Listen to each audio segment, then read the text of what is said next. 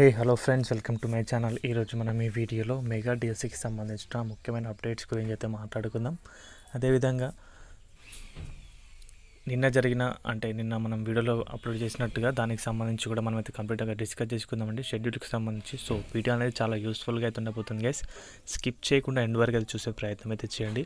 మన ఛానల్కి ఎవరైనా కొత్తగా వచ్చుంటే మాత్రం సబ్స్క్రైబ్ అయితే చేసుకోండి. డైలీ ఇలాంటి అప్డేట్స్ అనేవి మన ఛానల్లో అందుబాటులో ఉంటాయి. సో మ్యాటర్లోకి వస్తే కనుక నిన్న అందరికీ తెలిసిన విషయం ఏంటంటే షెడ్యూల్ వచ్చిందని చెప్పేసి చాలా ప్రచారం అయితే జరిగింది. అంటే మన ట్విట్టర్లో కానీ సోషల్ మీడియాకి సంబంధించి అకౌంట్లలో దాన్ని అయితే ఫార్వర్డ్ చేశారు.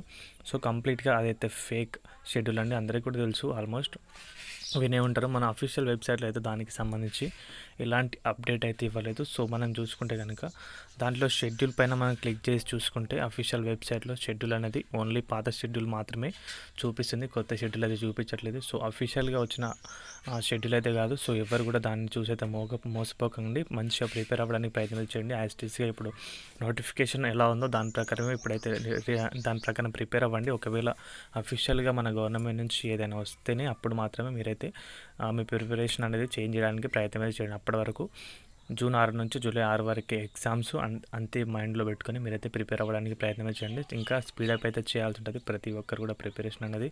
ఎందుకంటే సమయం అనేది ఇంకా తగ్గిపోయింది, 10 రోజులు మాత్రమే ఉంది. ప్రభుత్వం ఎట్టి పరిస్థితుల్లోనూ 45 రోజులు చేయడానికి అవకాశం అయితే లేదు. ఇప్పుడు రీసెంట్గా ధర్నాలు చేయడానికి కూడా ఆస్కారం అయితే ఉంది అభ్యర్థుల నుంచి. సో మనం కూడా చూస్తున్నాం, దానికి సంబంధించి అప్డేట్స్ కూడా అయితే వస్తున్నాయి. మేబీ ప్రభుత్వం దాని వైఖరి అనేది మార్చుకునే అవకాశం అయితే కనిపించట్లేదు. చాలామంది మన వీడియోలో నేను దానికి సంబంధించి ఒక పోస్ట్ కూడా చేశాను.